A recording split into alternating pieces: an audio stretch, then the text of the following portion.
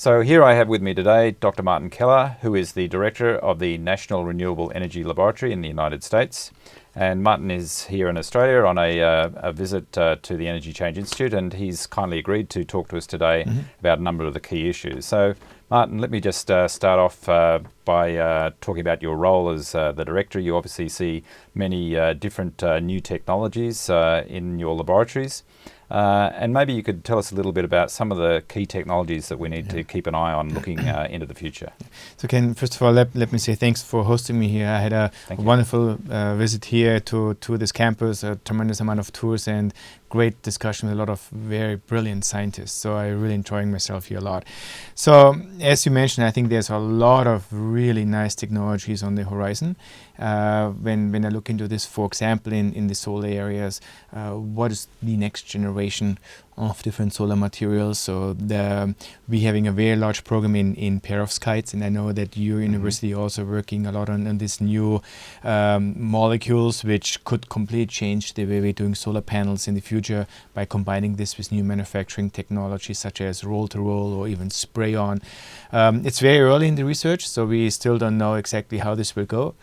But this type of technologies can have the way to revolutionize the way we're looking at solar panels in the future. In wind, as another example, there's a lot of very exciting developments happening where we look into this, how can we even build higher wind towers, which will require a brand new way of making them. And so what we're working on is, can you make them on site? So instead of put them on railroad cars or big trucks to transport them from the manufacturing place to your site, could you do it on site? And this would enable us to go to higher hub heights, which then, at least in the US, would open up wind to all 50 states. So overall, I think there's a lot of big innovations coming forward, and I think we need to continue to drive them forward.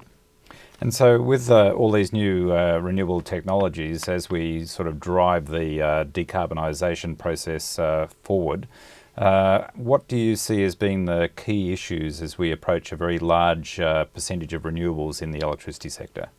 So when you go to a deeper penetration of renewables, sooner or later we will hit this, that we need storage. I mean, the interesting thing is right now within the community, there is this discussion at what level do you need storage when you go to deeper penetration of renewables. And right now I'm seeing this, that it's getting extended out, where a couple of years ago people said, oh, we might need it when you go to 30-40%, and now it's 50-60%.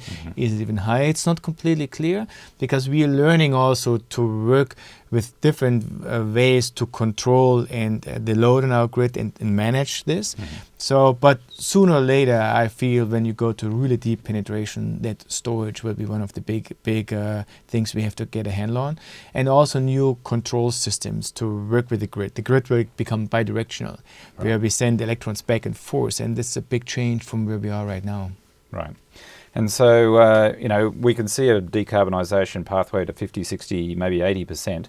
But what about the last 20%? Is that going to be really hard? Will we need to still rely on large thermal generators, whether they're nuclear, coal, gas?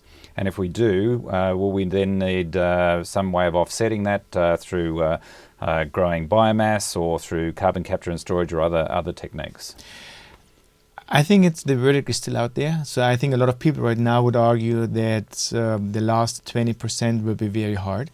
But my argument always is, well, it's when you look at this, how much we have right now, we have even a long way to go to 80%.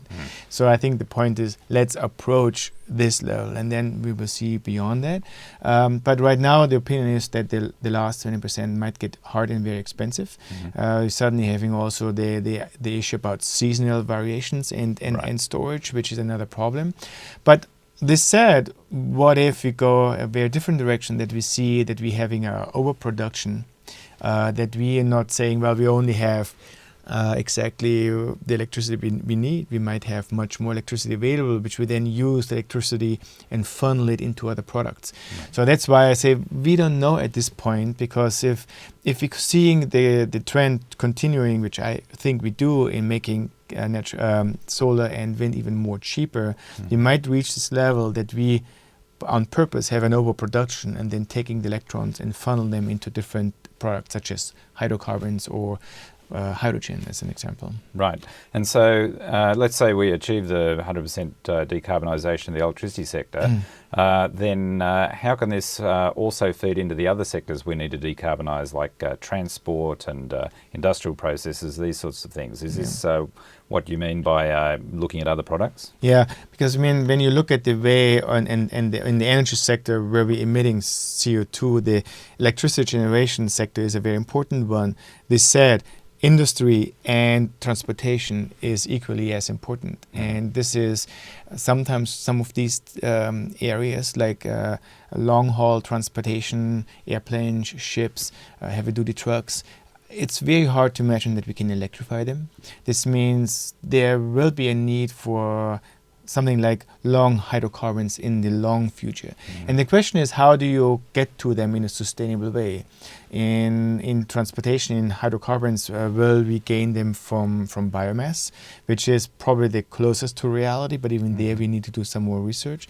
Could it be that we do synthetic fuels from new molecules we generate out of electricity, such as hydrogen, and then combine this with CO2 and do Fischer-Tropsch to go to hydrocarbons? It's not clear how we will solve these issues, but it's very clear we need to decarbonize not only electricity generation, but also transportation and industry, which is a lot of process heat.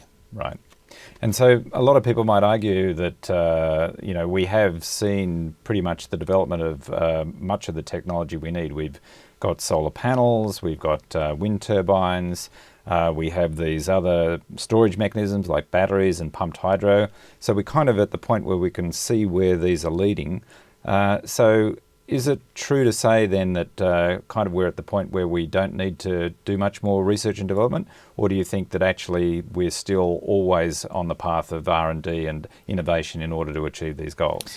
So my argument is that we're just at the beginning. So when you see we're reaching so-called grid parity with some of these technologies, but it would be a tremendous mistake in my opinion to stop the innovation right now. We are just at the beginning. We continue to have to drive this forward, because when you look historically, I was make the example on automotive.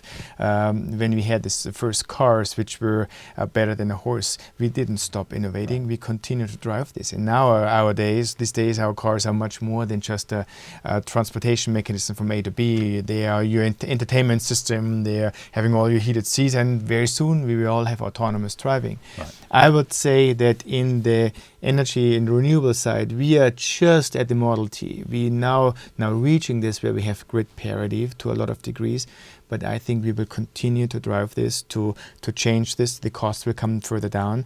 I could see in the future that the way we are buying electricity at our homes might be completely changed. Very similar perhaps what you're seeing on your cell phones when you originally bought minutes and now you have a service plan. So we have to continue innovation. It would be a tremendous mistake to stop at this level. And indeed, I think that means that there will always be a role for institutions like ours, which are basically fundamental research and development organisations, which have a social licence to achieve these goals. So I think this is a very exciting future, and thank you very much today, Martin Keller, for sharing it with us. Okay, thank you very much for having me.